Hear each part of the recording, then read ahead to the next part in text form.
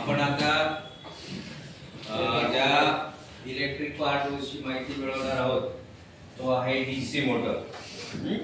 या डीसी मोटरमध्ये कशा पद्धतीने मॅग्नेट वगैरे काम करत असतं आणि त्या मॅग्नेटमध्ये ज्या वेळेला इलेक्ट्रिक करंट जातो ते इलेक्ट्रिक करंट त्याच्यामध्ये गेल्यानंतर त्याच्यामध्ये त्या ठिकाणी ते जे मॅग्नेटिक याच्यामधून इलेक्ट्रिक करंट जातं त्यावेळेला हा जो रॉड असेल हा रोटेट व्हायला ही छोटी मोटर आहे तिचा जो वापर आपण आपल्या घरामध्ये शेतामध्ये फॅक्टरीजमध्ये सगळीकडे जिथे असेल ते त्याचा आपण हे करत असतो. प्रत्येकाला अशी मोटर दिली जाईल ती फक्त व्यवस्थित बघायची तुम्ही. बघा आता त्याच्यामध्ये अजून एक माहिती पण आपल्याला मिळणार आहे. फील्ड होगी किधर से किधर होगी, from N pole to S pole होगी, ठीक। और उसके बीच में आप देख रहे हो यहाँ पे एक वायर की एक आपको संरचना दिखाई गई है। फिलहाल